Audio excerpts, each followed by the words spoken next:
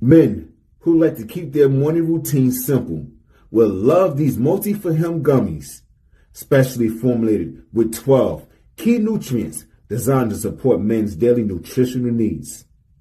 Nature-made multi-for-him gummies help support muscle and bone health. It improves your immune health, and it increases your energy metabolism. With the quality you can trust, nature-made multi-for-him gummies have no artificial flavors, no synthetic dyes, no high fructose corn syrup, no artificial sweeteners, and is gluten-free.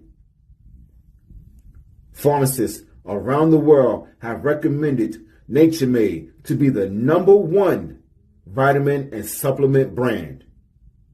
So when you need something that's going to help you get you through the day, when you need something that's going to increase your energy to help you get you through that workout, to make you perform as an elite athlete at the top of your ability, try Nature Made multi-for-him gummies, because you don't want to stop. To the 12th round.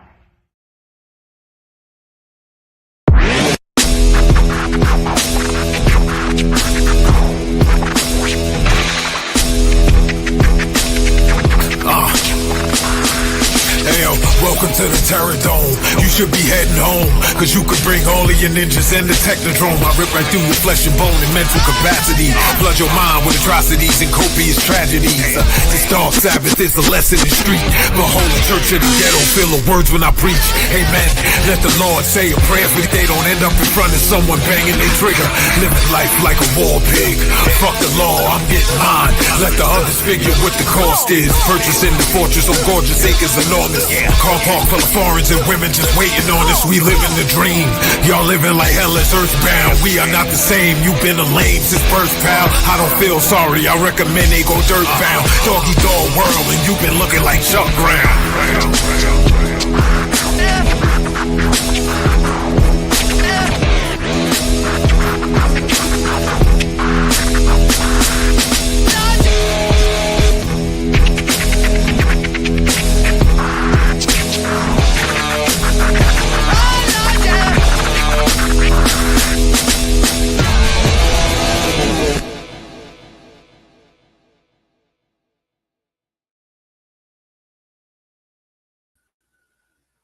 Yo, what's going on, people? This is your boy, Roosevelt, the man who likes to fight. And as you can see, I don't got the best damn crew with me today. Brian's taking care of some things. LP's getting ready for his fashion show. Chef is somewhere cooking up something good. But I got my man in the house tonight. I got a special guest, and we got some other fellas that's going to join us a little bit later, man, once they finish taking care of their business, because that's what we do around here. We take care of business. But I got my man right here, 150 grand right here. You know what I'm saying? Whenever you see this dude in the ring, you already know it's banger on banger on banger. You know what I'm saying?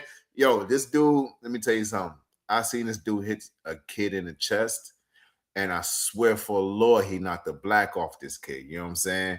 Like, ain't nobody chopping like my man. Ain't nobody putting him down like my man's. I got all respect, all love. I honor this dude. Ladies and gentlemen, my special guest right here today, the one and only Will Huckaby. What up, bro? What up? Let me give you, man, such an introduction. I don't know about that banger after banger. I just slowed down some now, man. You know, I just celebrated 20 years in the wrestling business, so I'm not as good as I once was, but I'm about as good as I'll ever be. Hey, man, listen, you might not be as good as you once was in your own eyes, but ain't nobody stepping up to you to even match up where you used to be and where you at now. I'll tell you what, man, a lot of these young kids don't realize, I think I'm having, storyline wise, I'm having the best matches of my career. Mm-hmm. You know this, when you're younger, you're way more athletic, but once you get older, you start understanding how to tell a story and you understand human psychology, so you don't have to do as much to actually get the crowd reaction like you used to. Yeah, absolutely. And speaking of stories, man, let's get right to it, bro. We got stories to tell, but before we even get to the main meat and potatoes of the whole joint while we coming here today. Let's start with you, bro. I'm gonna do this like my man Brian would always do. I'm gonna hit you with the question. Well, Huckaby, when did you fall in love with professional wrestling? Oh man, wait, why, man? You got a bunch of young kids watching this podcast. It was last century, as the young kids say, man. Last millennia, man. I'll say 1985, 1986. Watching Crockett Promotions, watching wrestling on the 605, watching wrestling at 605 on the Superstation, on TBS and stuff, man. I think that's when I fell in love with wrestling, man. I was watching, Flair and Steamboat and Dusty Rhodes, man. Ooh, Jesus, so long ago. Yeah. Ugh. Yeah. So about 40 years ago. So before you got into professional wrestling, did you do any type of sports, anything in high school? Like what was your moves? Yeah, I did amateur wrestling, ran track, did some cheerleading. I was way too short to play basketball. When I graduated high school, I was like 5'2", 125 pounds. I was way too small to play football. So yeah, that was about it. I wasn't a super great athlete. But I'm, the jack of all trade, master of none. Like I can play any sport to a certain proficiency, but I wasn't like varsity or getting letters or going to, state championships and state titles. Like I wasn't one of those guys. Right. So what made you decide to take that step between them ropes and take your first bump? Well, I mean, I've always been a fan of professional wrestling. And then before I got into professional wrestling, I was a backyarder. I was backyard wrestling with some friends, and I was working at a gas station in Havelock, North Carolina. And this guy came in and was like, "Hey, can I put this flyer up on your wall, on your window?" And I was like, "Sure. What's it for?" And he says, "For this, wrestling show." And I was like, "You mean like WWE wrestling?" Because I was a huge fan. And he was like, "Yeah, just like WWE wrestling." And I was like, "Sure." So I go to the show. I ended up going to the show that week, loving the show. I think the main event was Damian Wayne versus now who's known as Dax Harwood. But back then he was known as Casey McKnight. Somebody me and you both have a lot of history with both of those guys. Yep. And I watched the show, and then after the show, I walked up to Damian Wayne and I was like, "Look, man, I want to do what you guys do. Like I backyard wrestle, but I want to do what you guys do." And he told me, he was like, you gotta go to a school and you gotta get trained. There's all these steps. And he pointed me in the direction of the first guy who kind of broke me into the business. And then from there, it's just been off to the races. Okay. And you said 20 years in the game, man. Drop some names of people you had the opportunity to step in the ring with. Ricky Morton, Damian Wayne, Chance Prophet, Brian Logan, who was the last legitimate AWA world champion, the franchise, Shane, help me out. Shane Douglas, just a bunch of people. It's so many people. I've been on shows with Buff Bagwell. Actually, no, I've wrestled Buff Bagwell and Johnny Swinger. Man, just a who's who of people, man. Yeah. I mean, that's the cool thing about what we do is that like we grow up watching these guys, and then after a while you end up becoming friends with them and working with them. And so a lot of people don't get to do that. It's like being a basketball player and end up being on the same team with Michael Jordan. You know what I'm saying? Right. Or being an actor and being in a movie with somebody.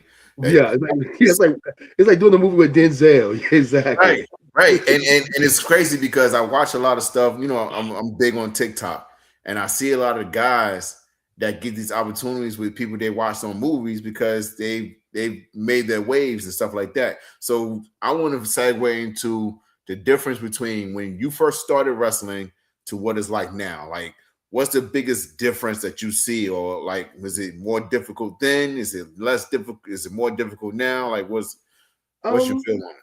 Well, wrestling is a reflection of society, and we become, everybody gets to be a part of this society. Wrestling now, it's so easy to get into wrestling now. There's schools everywhere, and people who shouldn't be training people are training people. And 20 years ago, even though it wasn't as bad as the generation before me, they still protected the business as they matter of fact, I just did a tryout for this kid this past weekend. He wanted to try out to be a wrestler, And I told him exactly what my trainers had told me. Like, we're gonna make you throw up and we're gonna make you quit, and we don't care what order it happens in. And the kid ended up quitting because this isn't for everybody. Wrestling is for everybody, but being a wrestler is not for everybody. So I would say, but at the same time, while I miss some of the traditions we used to uphold back in the day, I think that overall wrestling is so much better than it is now. The drug culture, the sexuality culture, ring rats and all that stuff, like the drugs and the alcohol, and having cases or suitcases and coolers of beer in the locker room before your match, and guys snorting pills before their match, and then the ring rats and all that stuff. Like, all of that's not a part of the business, really. So that part's good. We don't have to worry about a lot of wrestlers dying early like they did in the Attitude Era and the Ruthless Aggression Era. But at the same time, I really wish that we still held some of those traditions that we used to hold. Yeah. Man, so all right, let's get to the meat and potatoes, bro. let's get to the infamous trip. Like, Ric Flair got the. Before we go into the story, I would like to say, because my buddies and stuff down here in Georgia, they don't believe the kind of life that I've had in the last 20 years. And I tell them all the time, it's like, I'm never the main, like, I'm around for some of the most ridiculous things that ever happened. I was like, but I'm never the main actor. I'm always a supporting actor in these situations. I just happen to be around when these things happen. So for those of y'all listening, this had nothing to do with me. I just happened to be in the car and walking down the street when all this stuff happened. And I really wish the other guys was here, man. James Anthony, Joe Black, Chandra. Yeah. And he was on the show a couple weeks ago, and he spoke about this trip. So I really wish he was on here to kind of, and it's good that you're here so you can reiterate what he said. Yeah. So that way everyone knows what he said was for real.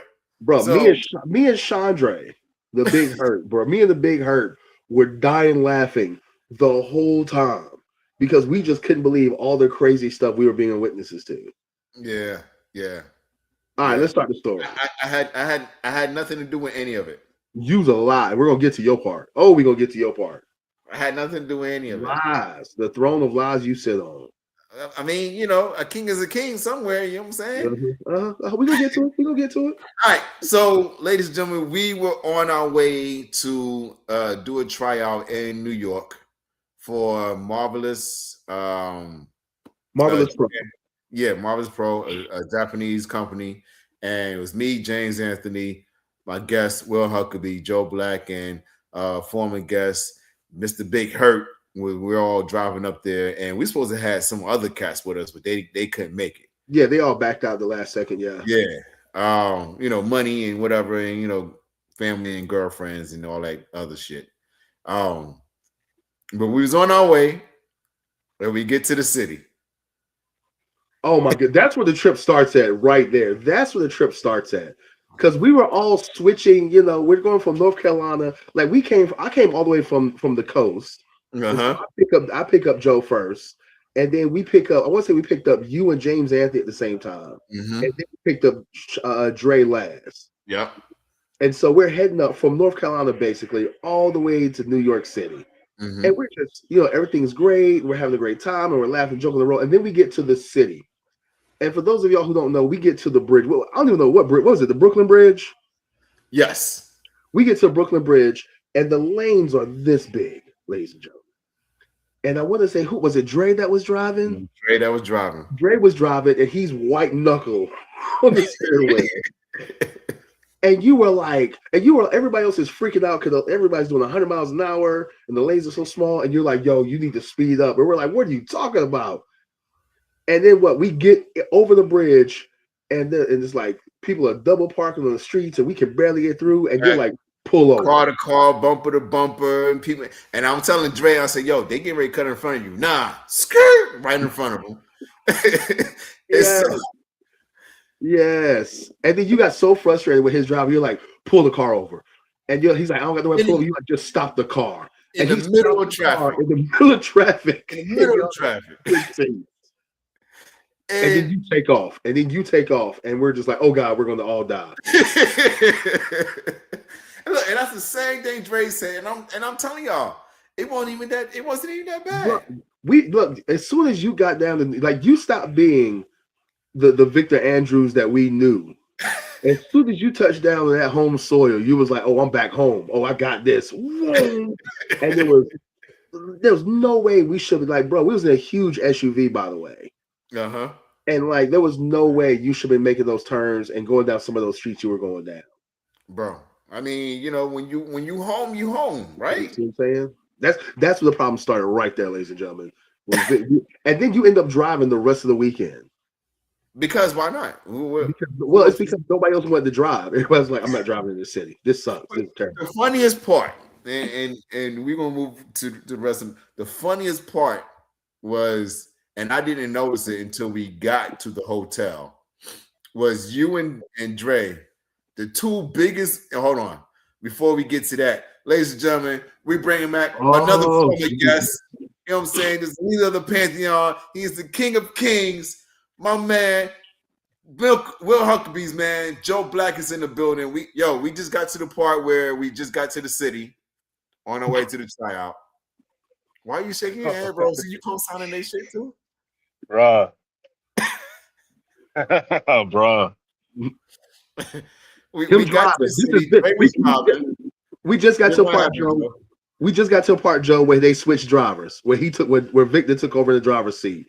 I'm thankful to God that Vic took over. Thank you. Because as soon as we got into New York, my anxiety started climbing, my heart started pounding. I'm a Southern boy. It's like, what are these? Why is everybody flipping me the bird? You know what I'm saying? Why are these people so angry? And then Vic said in the calmest voice, I got this. All right, I trust you, man. Nah.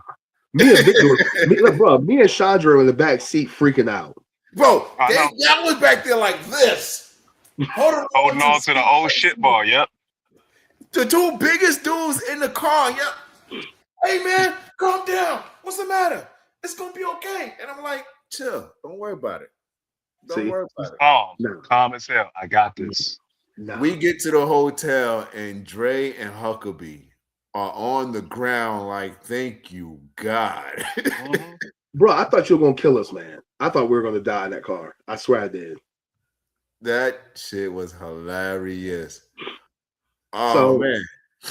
So, I mean, the hotel wasn't that bad. I was wilding because it's like, oh, we're in Jamaica, Queens, and I don't see no Jamaicans. There's nothing but Spanish people here.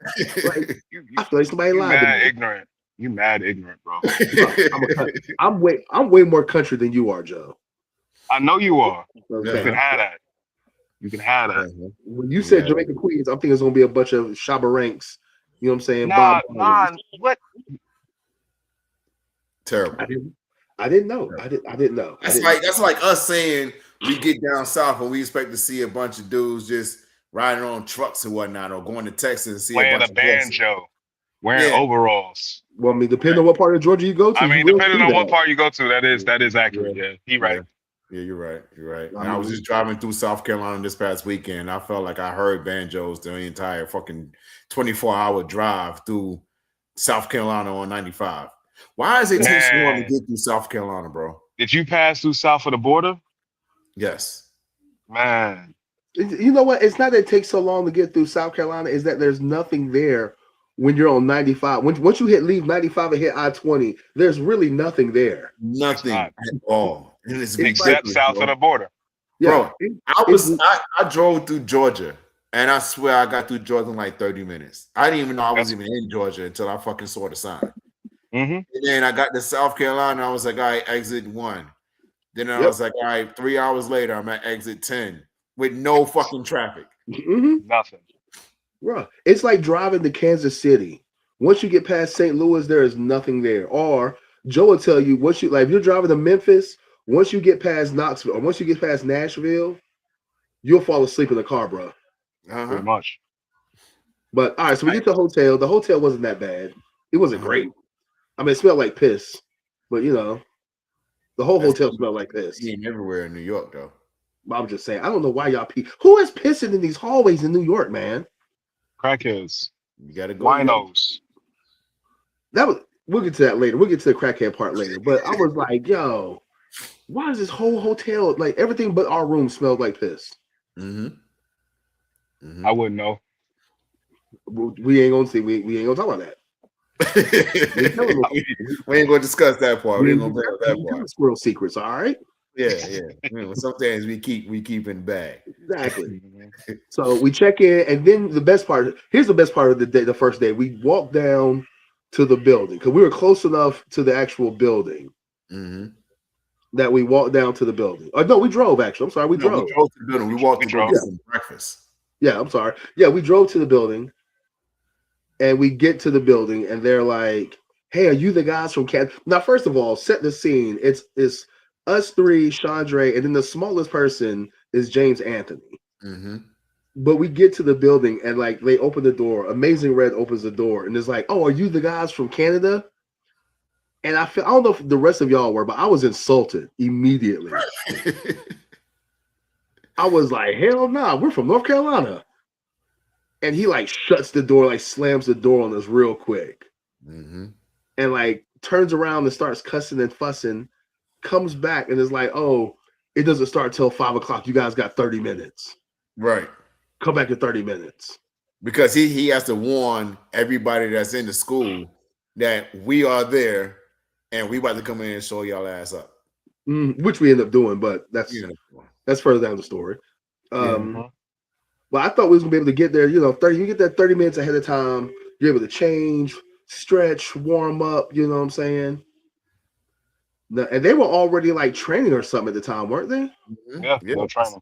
They were trying to get them right, and get them ready to get their opportunity over in Japan, which they didn't. No, thank you. That's what they get. Anyway, all right. Anyway, you go ahead, Vic. Well, let's run back to when we went to go get some breakfast, because I think we went to go get breakfast first. And, no, that was the next day, wasn't it?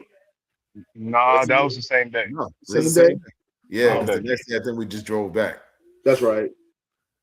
So we went to go get some breakfast, and Huck is one of those guys. He's like, "Yo, I just want to get my breakfast. I don't want no shit." Me and Joe are like, No. First of all, I'm going to pay for it. I want it done the way I want it. No. First of all, let's go with the distance we had to walk. Because you told us, it's we only had to walk like a mile and a half. Exactly. He said, it's like 2 blocks down the road. It's a couple of blocks. Yeah, couple of blocks. We walked a mile and a half to go get breakfast, bro. But did you die? Yes. You got your food? Bro, that is not a mile and a half. Is not a couple blocks. That's a mile and a half. When you don't realize that you're walking that far. I don't know how you even realize you even walked that far. Because I'm me and Vic, it felt like a couple blocks. First of all, nice brisk walk. First of all, I'm the oldest person in the car. You are. Okay? All of y'all were basically in y'all 20s. I was like damn near 40, first of all. I was like 35, 36. Okay. You know what I'm saying? So I was already older than y'all with bad knees. And then you make me walk a mile and a half to this restaurant. But you ate. You ate good. But you got your food. Let's talk about the food. Go ahead. Let's talk about the food, Joe. The food was if I'm paying for something and I want my eggs a certain way, I don't think it's asking too much to make sure the eggs are a certain way. Right. I'm paying for it. It's not like you're doing me a favor. I'm paying. That's how you feel too, Vic? Absolutely. Every time. Okay. Ladies and gentlemen, these people are fucking with y'all, okay? We go to this diner and we order our food. And because I've already been warned about how Victor is about his food. And so we're all ordering. And I'm like, hey, let me order my food now and order it separate. Because I already know how this Mickey Ficky is about to be. So did I not? I said, hey, take my order right now and go ahead and turn my order in. So go ahead and make my food. Because when he comes, you're going to spit in his shit. And I don't want the cooks knowing that we together. You did. But, you know what I'm saying? Again, if I'm paying for it, it needs to be made the way I want it made. Tell your fans what you want for your order. What your order was. My order was pancakes, grits, and at the time when I was eating eggs, it was eggs scrambled with cheese. No brown on my eggs No whatsoever. brown. No, don't have no brown on my eggs. I don't want no. Yeah. It don't need to be overcooked. Why are you cooking it so hard? Exactly. Bruh. Luckily, I got my food because they put your tray down, and it wasn't even a lot. I think it was like maybe one small piece had brown, and you like immediately like, excuse me, there's brown on my eggs. Can you have them remake it? We're like, bruh, just if you don't want to eat that, just take that part off. Nah, man. It was more than just a little piece, bro. It was a little bit, bro. It was not enough to take the whole tray back. It wasn't. Thank you, Joe. Thank you. No. My memory's a little bit better than yours. Joe, first of all, Joe's just agreeing with you because he will never agree with me. No, I mean, I won't, but that's not the reason. See? He would never agree with me, even if I'm right. There was not enough brown in those eggs for you to send it back. It definitely was. It definitely was. And then but we all got our food. We all got our food. It was good. Mm-hmm. We ate good. We walked back to the hotel. We chilled. We went to the tryout. We did our thing. Dre almost killed somebody. Mm-hmm. Come on, the walk back or there? There. Tryout. What happened? Come on, the tryout? Yeah, the kid that messed up in the match. Bro, you're missing the best part of the whole breakfast. Was the walk back when we saw the bus accident. You remember that? Forgot about that? Remember the bus accident where the lady tried to cut off the city bus and her hubcap came off, and me and Dre were climbing up because she was trying to get sued. It was like, yo, you better pick your hubcap back up because you know your ass is already late for work. That. That's hilarious. That was the best part. Was me and Dre, because she was out there. Like, remember that black lady was out there fussing. Told us, I'm gonna sue y'all. We're like, you better pick your damn hubcap up and head your ass to work. You done it your third straight. Right. And we kept calling the lady Shirley. Remember, we kept calling the lady Shirley. Yeah, Big Shirley. Yes. I forgot about that. Damn, man. That trial was bullshit, though. That trial was bullshit. That trial was. We went in there and got busy as we should, and as everyone knew we would. That's why they closed the door on us so fast, because we got there so early. Yep. I will. So another thing, I don't think y'all know this. That was my first time meeting. What's her name? She's the trans wrestler for AEW. Nyla Rose. Now, so that was my first time seeing Nyla Rose in person. Oh yeah. Oh, remember that, Vic? I do remember that. So I'm only saying this story because it goes into the next day's story as well. I see Nyla and I don't realize it's Nyla Rose. I just see this like very thick, athletic built female, and I'm like eyeballing the shit. I'm like, wow, And Vic is like, you know what that is, right? And I'm like, nah. He's like, that's Nyla Rose. I'm like, who? He's like, Nyla Rose. Who the hell's Nyla Rose? And then Vic gives me the Iggy, and I'm like, oh shit. And he's like, yeah, stop that. And I was like, shit, my bad. Big pause. Yeah, big pause. And then, but no, the tryout was, man, there was a lot of people there that was trash. Even in my opinion, the people that they chose was trash. I don't even remember who they chose. For the show. I'll tell you who. I was like, I don't care about getting heat. Who was it? So at the time, it was a very young Ace Austin. Like they chose him, and they chose in the Cars gimmick. Yeah. Doing the Cars and Magic. And then there was a very young Sonny Kiss, who was nowhere near as good as he is now. Sonny? Yep. Sonny was there. Yep. Okay.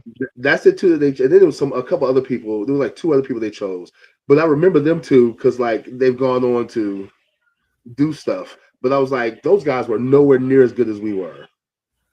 Right. Because like I know because the guy came up and told me and Joe we had one of the best matches of the seminar.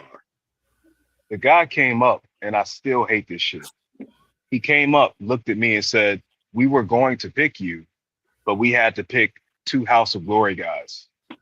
And it's like, I don't know why he decided to tell me that because it instantly soured my mood. I don't mind if I go to a trial and nothing happens. That's part of the game. When you come up and say, "Oh, we were going to pick you, but we had to run the gimmick, brother," it's like, bro, you could have kept that to yourself. Yeah. Right. Like they had already picked 2 House of Glory guys to take the Mhm. spots already. Yeah, they already knew who they wanted. Yeah, That was that predetermination bullshit. exactly. Same way it was when I did the pro wrestling Noah trial in San Diego. They already know who they had picked. Yep. Same thing happened with me with what was the one White Quackenbush ran? Oh, for wrestling is fun for the Young Lions Cup. No, the one in Jersey. Oh, okay. I know which one you're talking about. I just can't remember it, but I know which one you're talking about. Yeah. I went up there and did that trial. But it seemed like our entire fucking careers, bro, I felt like we always got busy and it was kind of undeniable. But then it was like, oh, well, we kind of chose this person because X, Y, and Z and shit. It's like, oh, yeah, that's what they told me and Joe. It's like, oh, well, they let us use their building and their ring. So the deal for that was we chose we had to choose 2 of their guys. Right. So I'll tell you, it's because we got knowledge itself. And that is a powerful component, especially for a black man in this medium of entertainment. And that's a problem for some folk. You know what I'm saying? They want you to be able to acquiesce to what they want you to be. But when you come in the door and you saying, this is me, this is who I am, and I'm not about to denigrate myself for your entertainment or to make you feel more secure with your old lady, your promotion, whatever. A lot of people don't like that. And Booker T, when I was working with Booker, he told me that was going to happen. He said, you don't listen. You hard-headed. And he said, that's cool. He said, but if you're trying to get to the next level, sometimes I was like, nope, I can't play ball. Can't do it. I will say, kind of playing devil's advocate for them. Like, we were a pretty intimidating group of guys. Because at the time is when, you gotta think, Joe, at the time, that's when me and you was working out with Zeus. So we were in immaculate shape. And then, Victor and James have always been in good shape. And then even Chandre was in great shape. And he's the biggest one of all. He wasn't like super jacked muscular, but he was still in great freaking shape. So you see these 5 black guys come and they all look TV ready. You know what I'm saying? Like, that's pretty intimidating when you're the average indie wrestler. Yeah. And then the craziest thing too, none of them wanted to pair up with us. Nope. No. They saw us and was like, well, I'm gonna work with this one. I'm like, all right, go ahead. Yeah, they already had their teams. They already knew, like, oh, I'm gonna work with this guy. I'm gonna work with my buddy and stuff. That's why I wish we would have had a 6th person, because Drake ended up working with that one guy and committing a crime. He did. He absolutely did. We had people, but they backed out, for whatever reason. But like, I literally thought Dre had killed that kid. All right, so moving on to the next, we go to the show. The show was trash. Trash. Well, the show wasn't trash. The Joshis were really good. Mm. The Joshis were good. Sumi's match was horrible. Yeah, well, I don't. Was that the semi? One dude kept screaming, "Is the same shit for the last 20 years? Same shit." He was like, "God, dog, bro." Was that the semi? Was that the semi? That was semi. Semi. Okay, yeah. I wanted to punch that dude in the fucking face, man. He was just annoying as shit. He was obnoxious. Yeah. And then we went to the city. Oh, this is where all the fun came at. We go to the city and we're walking, and it was at the time Spider-Man had just came out or something. It was had the stairs out there. It was the Andrew Garfield Spider-Man, wasn't it? Yeah, because they still had the stairs out there. Yeah. And so we were walking to go see the stairs. And so what happened, Will? So first of all, there's so many things. I don't know. The order of this is just going to be all out the place because I don't remember everything. Okay, I don't remember the order in which it said, but I do remember we were walking down the street. We walked past this Italian bar, and Chandre's like, "Hey, is Frank in there?" The dude's like, "Frank." He's like, "Yeah, Frank." And the guy's like, "Nah." He's like, "Yo, man, well, Frank." He's like, "I'm coming. I'm gonna go to the street. I'm gonna come back. When I get back, let Frank know Dre was looking for him." And this dude is just like, "All right, yeah, cool, no problem." And we're just like, I'm like, "Bro, you don't know a Frank." He's like, "It's an Italian spot. There's got to be a Frank in that." There's always a Frank. He's like, "There's always a Frank." So then we get, we go to McDonald's in Times Square. Mm-hmm. We do all the touristy stuff, look at all the touristy stuff. And then there was like the people dressed up in suits like Elsa and the snowman from Frozen and all that stuff. And they're like, "Oh, do you want to take a picture?"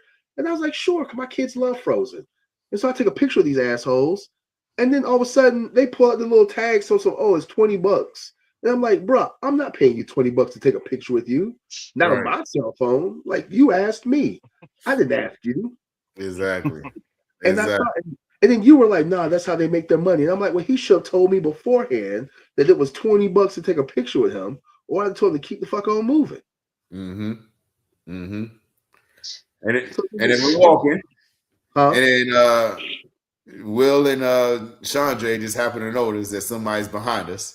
Oh, the dude that, man. So, ladies and gentlemen, once again, it's us three, Chandre, James Anthony. It's 5 big black guys. Well, 4 big black guys and James Anthony. But that's beside the point.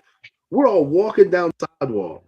And this dude, and me and Dre realize that this dude is following us everywhere we go. Now, true indeed, we definitely look and sound like visitors, like tourists. You can tell because we cut, besides you, Vic, like the rest of us had country ass accents. So I guess I thought he had a lick or something because he's following behind us, and me and Dre stop and turn around, and we're like, "Is this motherfucker following us? Is he trying to rob us?" And as soon as we stop, he stops too. We're like, "Yeah, man, you can keep on going. You can go ahead, man." And I forgot. Did we threaten to beat the dude's ass? I can't remember. No, that was he got on the subway with us. Yeah. Did he? He got on the train with us. Yeah, because we was getting ready to take Joe to Oh yeah, the Jersey joint. Yeah. Yeah. And that's when some other shit happened at the path. The pizza. So we got some New York pizza. It was okay. It was all right. What do you mean it was okay? It was okay. It wasn't the best New York pizza. New York It was pizza. It wasn't life-changing. It wasn't. It was not life-changing, Vic. I mean, I'm not saying it's life, but it's New York pizza. You can't go wrong with New York pizza. I also had a Philly steak from Philly, and I wasn't impressed. Yeah. Now I have had that depends on Philly cheesesteaks. It depends on where you go in Philly. If you go to West Gino's Philly, wasn't hitting no shit. No, you gotta go to the hole in the wall spot. It's a hole in the wall spot on 52nd Street in West Philly. Best cheesesteaks off the chain, bro. Hold on, I gotta make a quick threatening of my co-host that said New York pizza is trash. So when I see you going to Vegas in April, just remember that, okay, Brian? I mean, like I said, it wasn't trash, but it wasn't like everybody's like, "Oh, I gotta get me a New York slice," and it was like, "Yeah, it was okay." Maybe it's because it was late at night and they didn't make fresh pizza. Maybe if you get earlier in the day, it might be better. It was pretty late. Yeah. So maybe it's because it was later. Who knows? But the black lady inside the subway station is what made the slice work. The black lady who was fussed with the 2 yuppie white guys. Yes. And I know if you and Dre talked about it, he mentioned that this black lady said that this white man didn't have no lips. He didn't have no lips. And we ain't even got no lips. He didn't even the got rest of the damn trip, boy.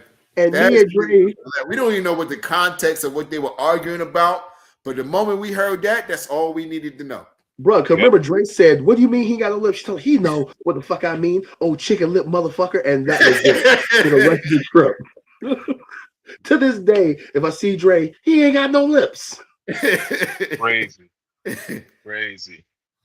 But that trip, man, it was dope because it was a moment where the 5 of us hung out. You know what I'm saying? Like Joe and Will had always been around each other. They always hung out. They, the training moments, if they're in the locker room, they knew each other. Me and James knew each other.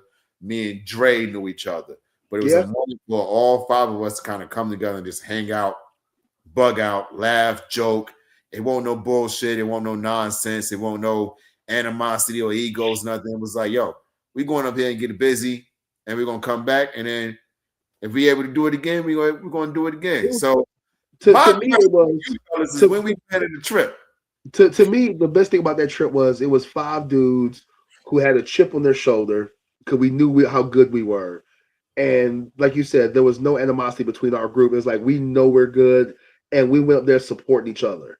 Mm-hmm. And it was like, instead of having, because sometimes you go to these tryouts and you don't really know anybody or whatever. You might know a couple people, but they're not really cheering for you or celebrating your wins. And it was just the 5 of us going up there. And it was like us 5 against all of New York. We don't give a shit.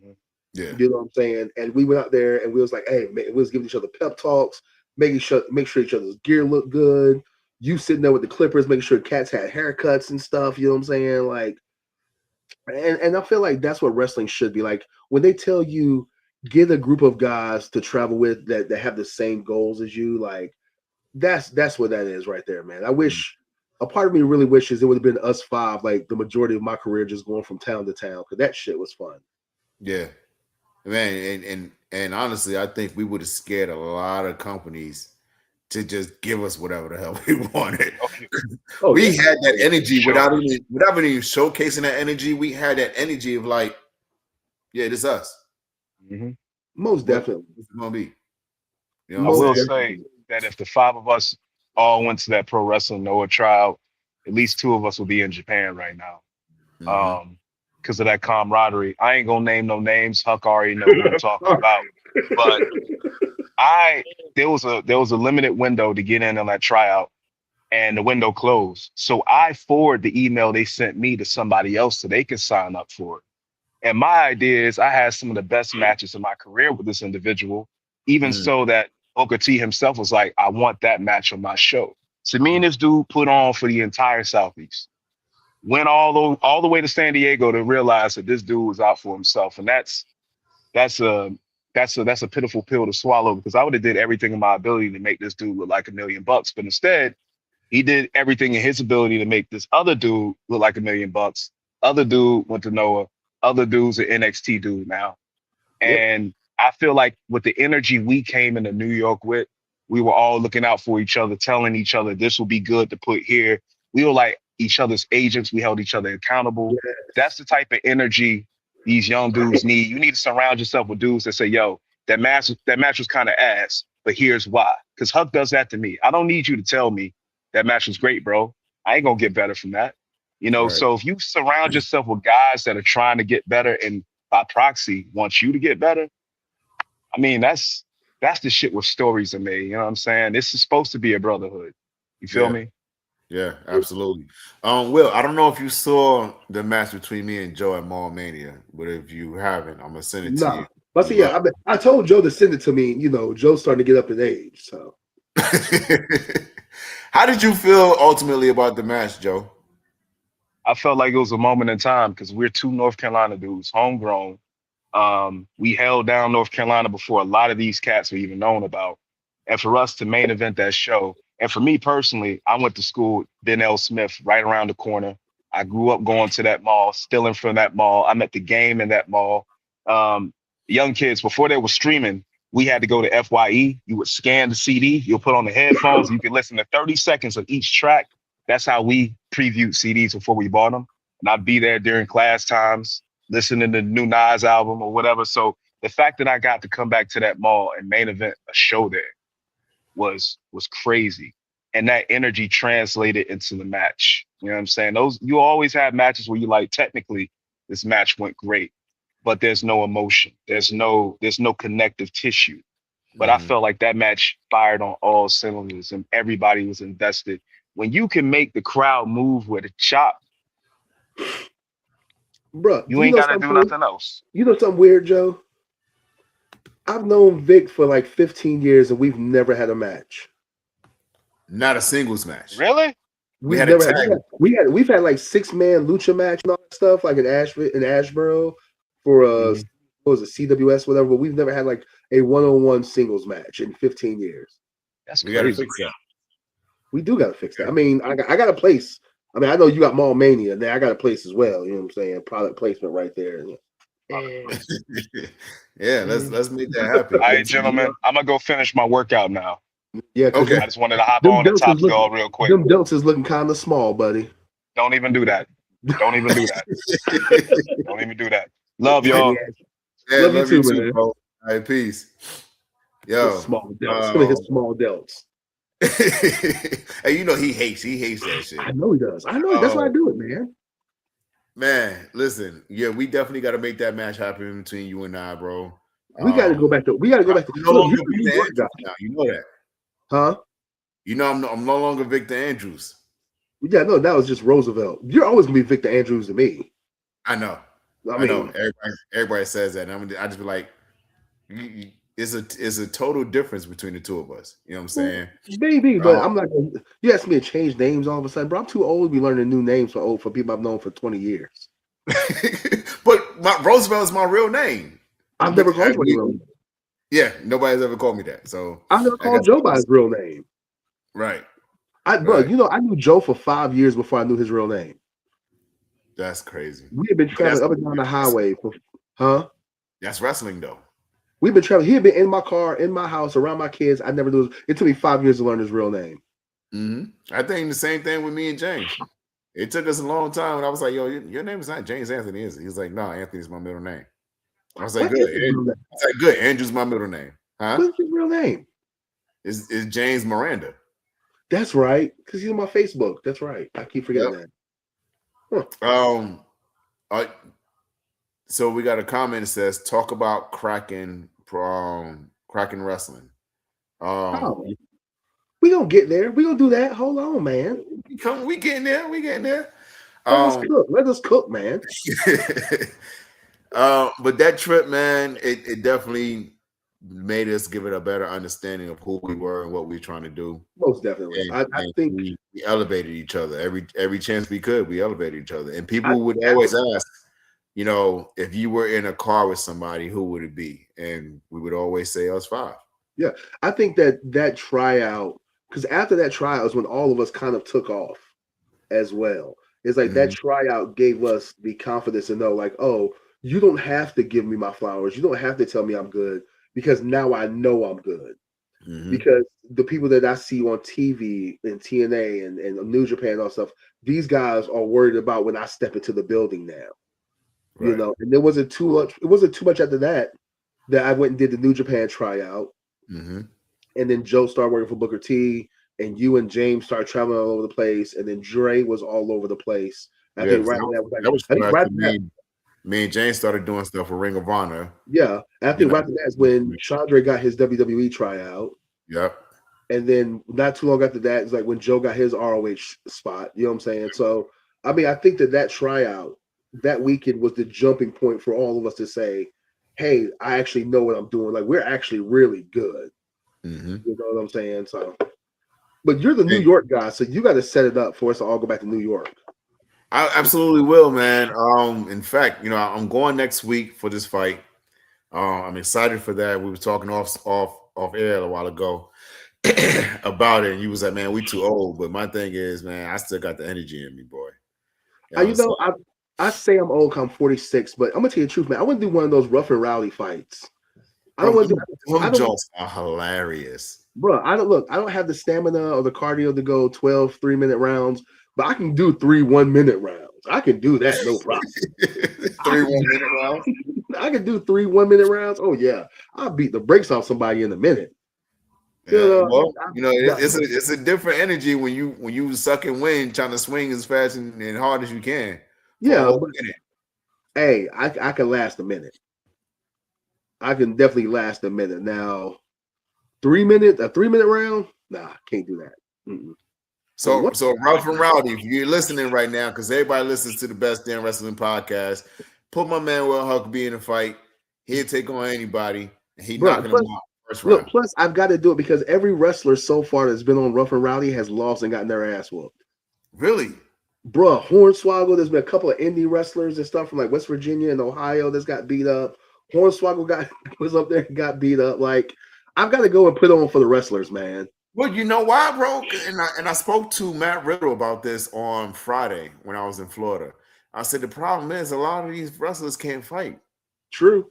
But he kind of, we talked it up for a good minute, and I was like, my problem is a lot of wrestlers can't fight. And he was like, that he's happy that a lot of wrestlers can't fight, because imagine if we all could, we'd probably be in there trying to beat the shit out of each other and nobody be going home. But I was like, no, it's a level of respect in terms of when you know how to fight and you know, all right, if I lay this in there, you're not gonna cry and try to kill me or whatever, and I'm not gonna do the same. So I mean, look at the territory days. They get matches and they're like, oh man, I got lost. I'm like, how you get lost in a fight? It's a fight at the end of the day. Bro, look at the territory days. Like, most of those guys were legit tough guys. And you are a legit tough guy. You don't take things personal. and you're more willing to talk about it than how these kids get on Twitter and start talking trash on social media. When you actually know how to fight, you understand the consequences of what you say.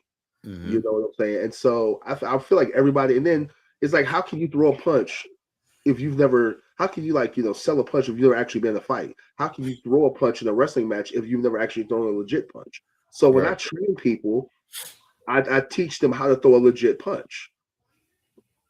And then Right. I also put on like a 16-ounce boxing glove, and I hit them with a legit punch. I don't Mm-hmm. go 100%, but I hit them enough to make them feel contact to say, "Hey, this is how a punch feels. This is how it feels to get punched in the face for real. Right. This is how it feels to get punched in the stomach for real. Like, how can you sell it if you don't know what it feels like?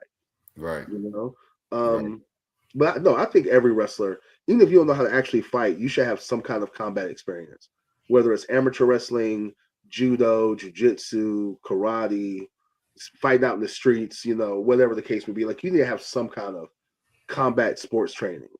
Yeah, because it gives you a better mindset of how to defend yourself and how to protect the person that you're working with. You know what I'm saying? Exactly. Like, if you get ready to throw a heavy ass punch, and all right, let me pull this a little bit back.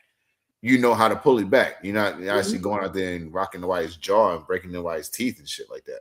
Exactly. I mean, I've been in the ring with some of these young kids, and it's like, hey, I try to practice the art of pro wrestling. So if I'm throwing strikes, I'm not trying to hurt you.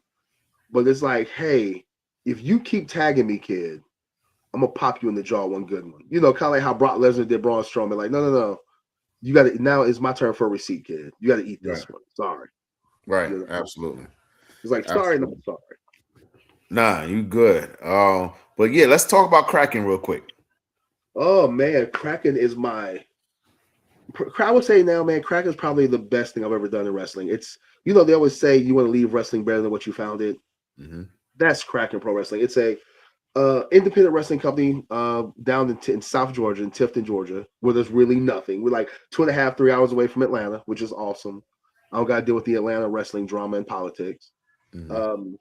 We do a monthly show, second Sunday every month. But what we do is we take every show, break it down to 4 episodes. And it's not, when I say 4 episodes, it's not just like, oh, we cut the matches and just drop them like you see a lot of these indie companies do. We do backstage promos, we do backstage vignettes, things where it's a legit, 20, and every episode is between 25 and 30 minutes long. So you can watch an episode of Kraken TV while you're doing your cardio in the gym. If you're on the treadmill, if you're doing 30 minutes of treadmill, you just pop on this week's episode. It drops, episodes on YouTube drop every Thursday.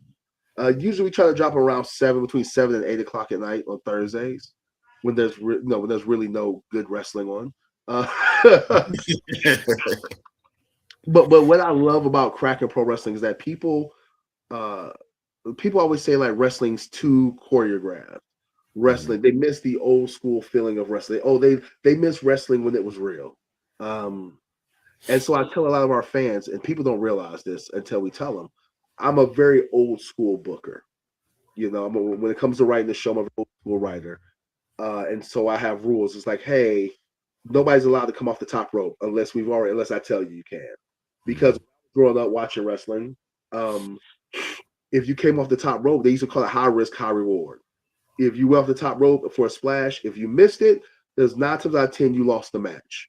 If you were off the top rope and you made it, 9 times out of 10 you won. We don't do dives every. My guys aren't allowed to do dives. If you're not in the episodic main event, you're not allowed to do dives. You're not allowed to come off the top rope. You're not allowed to powder and fight on the outside. None of that stuff. And so our fans have been conditioned to where if somebody comes off the top rope, or if somebody does a dive, or if somebody's fighting on the outside, it's a big deal. Everybody doesn't have a finisher. We still respect actual legitimate wrestling pins.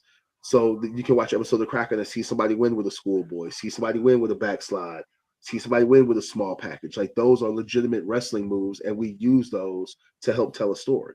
And so, myself and my tag team partner, Sam Hansen, we consider ourselves a teaching company, but at the same time, you still have to know you can't be you can't be the drizzling shits and come to Kraken. You still have to have professional TV ready ring gear.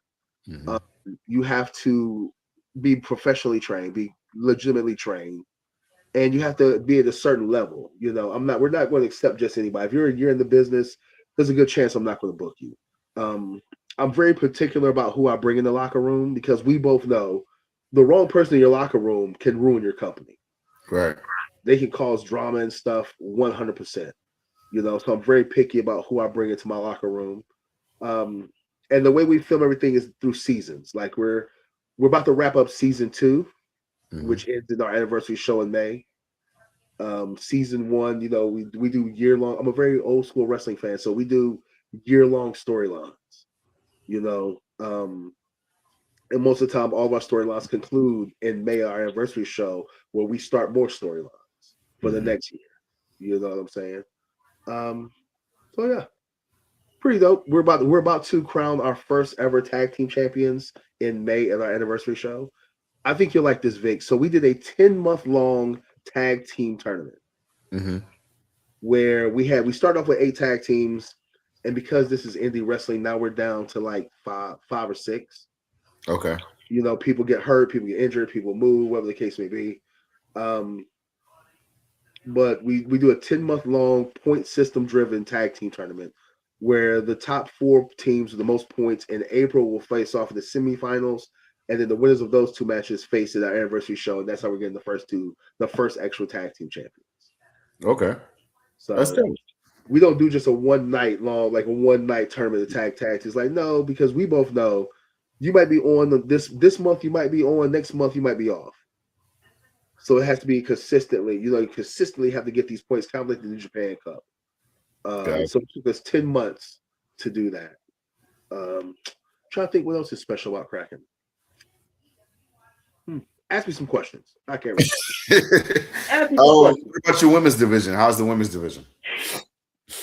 We don't have a women's division. I don't Okay. believe. I don't believe in women's divisions. If females want to be seen as equal, then I'll let them wrestle the guys. We have all of our matches are intergender. Okay. And I feel that it's how you present female wrestlers or whether or not they can win a match or not. We have a female wrestler named Jasmine Jones who her finisher is a rear naked choke, and she's choked myself. She's choked me out in the match. You know, so it's like, could we have a female champion? Most definitely. I think I think when wrestling fans are like, oh, women can't beat men, Ronda Rousey can beat the average man in a fucking fight. Yeah, absolutely. You know what I'm saying? There's a lot of MMA females in MMA who are these females weigh 120 pounds. Chris Cyborg could beat the average man in a street fight. Absolutely. So don't make it seem like she can't. You know what I'm saying? Could Ronda Rousey beat me in a fight? I'm gonna say I got a shooting chance as long as it doesn't get to grappling. Yeah. As long as I keep it a stand-up game, then yeah, I might be able to beat her. But if it comes down to wrestling and jiu-jitsu and judo, she has me hands down. Right. And so that's how I present, and that's how I look at women's wrestling as well. So no, we don't do a women's, and plus also in wrestling, female wrestlers are so expensive. Like Jesus, Ridiculous, right? it's Ridiculous. like And then because they're so expensive, you can't get but so many. exactly. It's crazy. You'll see these companies with a female champion, and they'll have one match, and it'll just be 2 females, and then next month the champion will face a different female you brought in. So the women's title doesn't really have a story. Mm-hmm. At least with the way we do it at Kraken, we have on average 2 to 3 females on every show. And they're in our scramble matches, they're in singles matches, they're in a tag team match. So we present females as athletes and not as female athletes. Gotcha. I see a lot of independent companies starting to do factions now. You guys working in fractions or anything, with Kraken? So I'm gonna give you an exclusive right here. Season 3 will be all about factions. So season 1 was just establishing. Our first year was just about establishing the company, establishing the main title. Season 2 was about tag teams and establishing our tag team titles. Season 3, we're really going to focus on factions, and we have a brand new championship coming up. We have a title in the works coming up. Not going to announce it just yet, you know what I'm saying? But we have some other things. We have another title coming up in the works and stuff. But yeah, that's what season 3 is going to be based around factions. Okay. Now for me and Brian is not a wrestler. He's always been a wrestling fan, but he's very good with marketing. And for me, transitioning from being a professional wrestler to going into the promoting aspect, Mm-hmm. what was the difficulties for you in terms of doing that? So I'm gonna tell you the truth. I'm not the promoter. Okay. I'm the booker. Sam Hansen, Sam Skaggs, he's the promoter, and we have very distinct roles. He's the promoter. I'm the booker. Yes, I'll give because I'm the vet, and he's only been in the business for 5, 6 years. So I'll give him advice when it comes to promoting and different ideas to promote the show. He'll give me, ideas as far as booking goes. But we have very distinct roles, and we don't cross those lines. You know, Okay. for me, it was easy. It was harder for me. So I believe there are bookers and there are matchmakers. Hmm. Okay, so anybody can be a booker. Booking the show is just booking 15 to 20 guys and putting together the best matches. Hmm. Or that's a matchmaker. I'm sorry, matchmaker is just grabbing 15, 20 guys and putting on the best show. A booker is somebody who creates stories, the long term stories. And you ask them, well, who's going to be your champion a year from now? A matchmaker can't tell you. A booker can. A booker can tell you who's going to be his next two champions 2 years from now. Hmm. You know, um, for me, it was harder to learn how to write a TV style show. And so, luckily, I've had a lot of great mentors who actually wrote TV and actually worked with guys who wrote TV, like Brian Logan. Oh, you remember Brian Logan in Tennessee, Yeah, right? absolutely. So Brian Logan, um, Tony Givens over there now at Innovate Pro Wrestling, Bo James over there in Tennessee. Like these are guys who have been who either worked with the Jarretts in Memphis or they worked with Cornette and stuff at Smoky Mountain or whatever. And so these guys knew how to write TV. And so they helped me the first year when it came to writing TV. And Okay. between the first year and just being underneath that learning tree for the years before then, I picking up things of, hey, this is how you write TV, and you got to write these segments, and segment one, segment two, segment three, and you always want to have these kind of moments in this segment. So it's a working, and of course things evolve. How the show looks now is different than how it looked when we first started. I think it looks a whole lot better. We've Hmm. really streamlined our process of how we shoot. I'm a very like I said, I'm a very strict booker. So like our call time is 1 o'clock. Show starts at 4 on the dot. Our show starts at 4, and by 6:20 we're out of there. Nice. Something I think that's something you would enjoy, Vic, is that I book about between 30 and 34 wrestlers every show. And we have about 9 matches in 2 hours. Oh shit. It's about from 4. We start at 4, we get done about 6. This past Sunday we had a show and we got done at 6:20. And we had a 20-minute intermission. So 9 matches in 2 hours. That's crazy. But that's also because my team the roster has been trained to know that nobody gets over 10 minutes. Every match has a 10-minute time limit except for the main event. Hmm. The main event gets 12 to 15, sometimes 20. They got a 20-minute time limit. So these guys know, like, hey, there's no bullshit. When you get in the ring, we don't got no fluff. It's, hey, let's get to the business. Um, I've been very lucky to have certain agents such as Aaron Black, Joe Black, Charlie Kills, who used to be known as Charlie Anarchy, Dominique Stuckey. Like I have a bunch of guys, Ryan Wright. These guys are all agents who help my young talent put together these shows and put together their matches. And then I hold my vets accountable if these matches end up being shitty. Right. So it's like I don't. If two young guys have a bad match, yes, I give them critiques, but then I look at their agent and I say, hey, what happened? Hmm. Because this is not what we talked about. We have some amazing guys in the production crew. It's amazing. So we're very lucky down there at Cracker. You should definitely come check it out. We just had Tim on the show this past weekend. Okay. Oh yeah, yes. I think I seen it. The Pantheon going down there and doing some things, man. Yeah, we might bring the Pantheon down. You never know. Joe's down there, so the Pantheon's not too far behind. Right. Oh man. But check this out, bro. This has been a great show. We usually do this segment every show. All right, what is it? We've been talking about a bunch of different things, but I want to go ahead and let the people see what you got on the mic with our segment called Best Damn Promos. Okay. And so you and I are gonna go head to head. You get one promo each, and we're gonna cut a scaling promo against each other. You know what I'm saying? And we're gonna go from there. You cool with that? Yeah. I'm gonna let you go first. It's your show, so I'm gonna let you go first. All right. Well, ladies and gentlemen, y'all go ahead and get ready for our segment because we're going to war.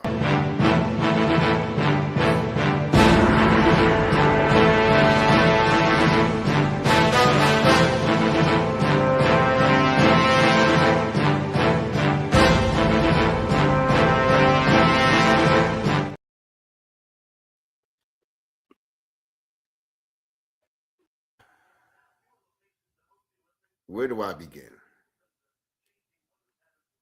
Simple as that. Let's start from the beginning. You have been a man that everyone feared for a very long time, and you carried that weight like it was feathers, like it was a pillowcase full of feathers. And anybody that ever stepped in your face, you chopped them down. You let them know that you were the king of kings anywhere you went. You were the Will Huckaby. And I kept hearing about these stories about Will Huckaby. When he gets in the ring, he hits hard. When he gets in the ring, he'll chop your chest off. And I accepted that. I challenged that. And I remember distinctly, me and you were face to face. And in fact, a couple of days ago, I saw this in my memories. We were face to face, and you were telling me, man, if you don't get out of my face, I'm going to hurt you. And I looked you dead in your eyes, and I said, Will Huckaby, all you got to do is say when. Well, when, Will Huckaby? When are you and I going to get an opportunity to stand face to face, toe to toe, and throw hands like men? Throw hands like Spartans. Throw hands like warriors. Throw hands like titans. All show you've been saying, Vic. You're living in the past of someone that you knew from years and years ago. Well, Huckaby, I'm no longer that Victor Andrews that you watched with dreadlocks. I'm no longer that Victor Andrews that you stepped in the ring with that wore a mask and some lucha gear for a local show. You see, I am Roosevelt Conyers. I am the man who likes to fight. And you are the man that I need to fight. So, Will Huckaby, you game or is you playing?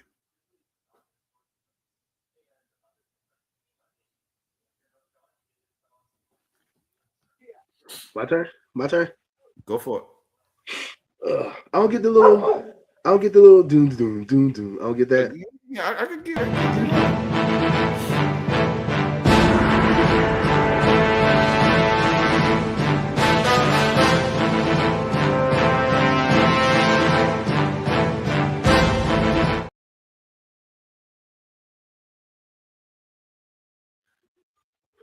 Vic, I've known you for 15 years. And for 15 years, we've been friends. Sometimes we've been on the opposite sides, but you've never stood face to face with the Mid-Atlantic bully. You never had to step in the ring and face the Incredible Hulk. And now you feel because you're Roosevelt, you puffed your chest up and you think it's okay. Now you feel that you're ready to go to war with the Incredible Hulk. Vic, I like you. I've always liked you. I think you're an incredible talent. But you have to realize, Vic, that I don't have much time left. I don't have any time to joke. I don't have any time to play games. So anytime I get in the ring now, it's a problem. Any person that stands across the ring from me now has a problem. And now, Vic, you've talked yourself into a corner. There's no running. There's no hiding. And I know you got your little boxing skills. I know you got your little judo, your little karate. That's not going to help you. Because like Mike Tyson said, everybody has a plan till they get punched in the mouth. Everybody has an idea till they get chopped in the chest. Everybody has that confidence until they're standing across the ring from the man that they whisper about in locker rooms. See, Vic, I don't think you understand, Roosevelt. All these black super heavyweights you see in the Mid-South, they got that from me. I was the first, so give me my due. Now, come in this ring, I'm going to shake your hand. I'm also going to break your back. I'm going to snap your neck. And then I'm going to get out. I'm going to get my pay. I'm going to go buy me a fifth. You're good, Vic. You're not great. You're not the incredible Huckaby.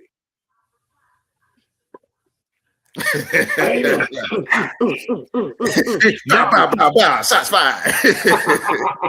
Look, now I'm like, man, now I got to come to North Carolina, man. Like, oh, man, I will say this. I'm so jealous that North Carolina has blown up in the last 2 years, man. Like, oh man. We both remember how North Carolina, especially the side of North Carolina we're from, east of Raleigh, where they used to look at that side of North Carolina like they was the redheaded stepchild of independent wrestling in North Carolina. And now you guys are doing so much great things, man. There's so many great things going on in North Carolina, man. I'm so jealous, bro. Oh, hey, man, you already know the border is always open, so it's always you can always come home. Look, you know what? You're right. But I don't know, man. You know how that saying goes, you can't go home again. Hey, I've been in Georgia so long, man. People forget I'm from North Carolina. Right. Oh, you can always come home, man. Listen, if we could find a ring to jump into, we can make some things happen, bro. Oh, most definitely. Man. I'm definitely and we're both in a position where all it takes is a phone call, an email, a message, and we can make some things happen, man. But I want to say, from the bottom of my heart, man, I'm so proud of you. I'm very, very honored to have been your friend and been your brother for the last 15 years, to watch you grow as a man, as a father, as a husband, and then now, a professional wrestler, fighter, promoter, booker, everything, man. Like, people, you don't meet people in this business that actually sticks around long enough to become brothers. Everybody throws that word around so much. Oh, brother. But it's not many people that you have in this business that's actually sticking around long enough to really live to that title. And you are one of the guys, and all 5 of us on that amazing road trip, man. Oh, yeah. I'm really appreciative from the moment I met you at CWS, and you and Hot Shot against me and James Anthony, and and I'm gonna tell this quick story, and then we're gonna wrap it up. When you step in a ring, in a professional wrestling ring, there's a level of respect and there's a high level of trust that you got to have with somebody. And I remember distinctly when you and I and Hot Shot and James, we were in the back, we were talking over the match, and you was like, yo, I want to hit this move. You remember that? Mm-hmm. I want to hit the package pod drop. Yep. And he was like, yo, I want to do this, and we're going to do it on the floor, on the bare floor. And I looked at you and I was like, I've never taken that before. And you said, yo, trust me, I got you. I asked you, I said, do you trust me? Yeah. And I looked at you and I said, I'm with you.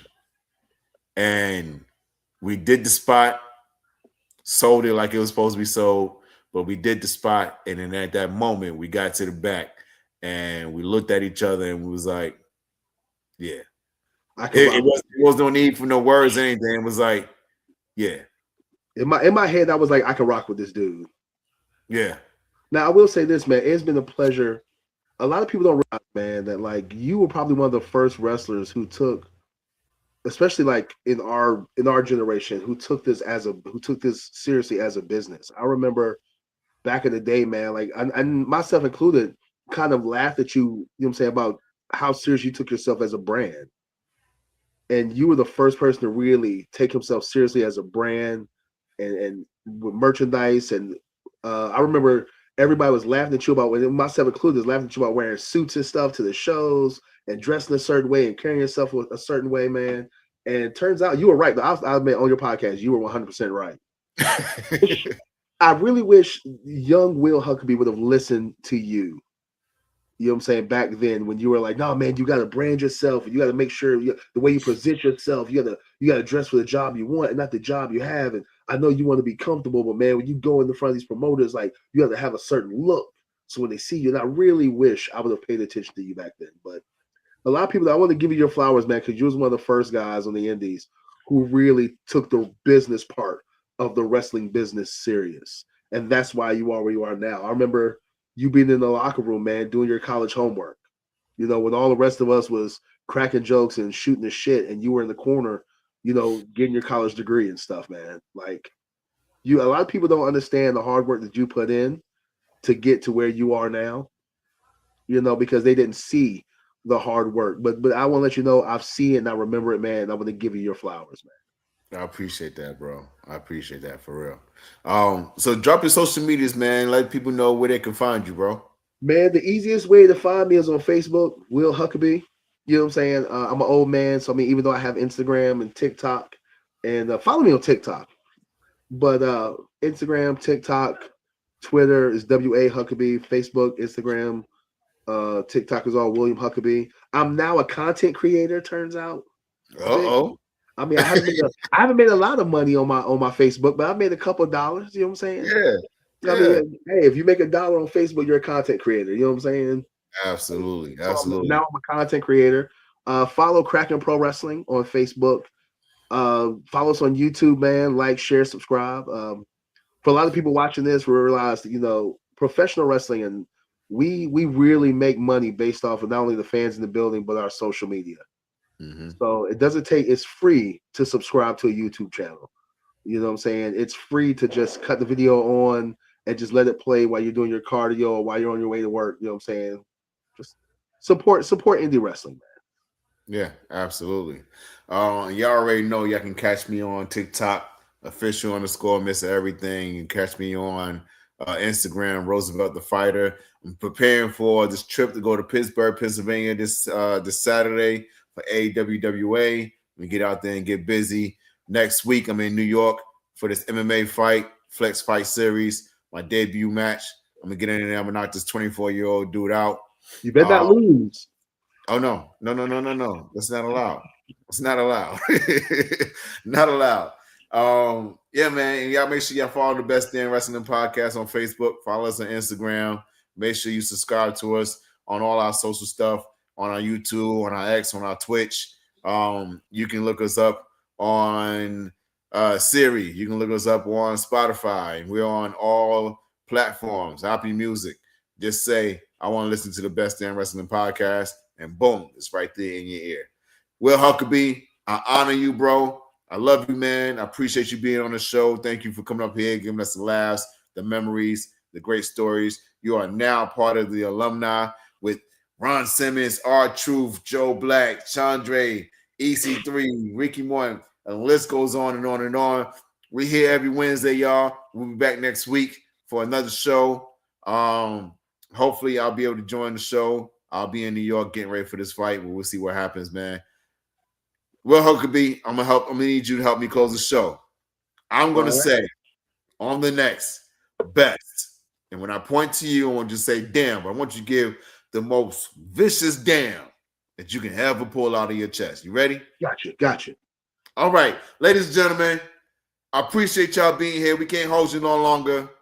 We'll see you next time on the next best damn wrestling podcast. We bid y'all adieu.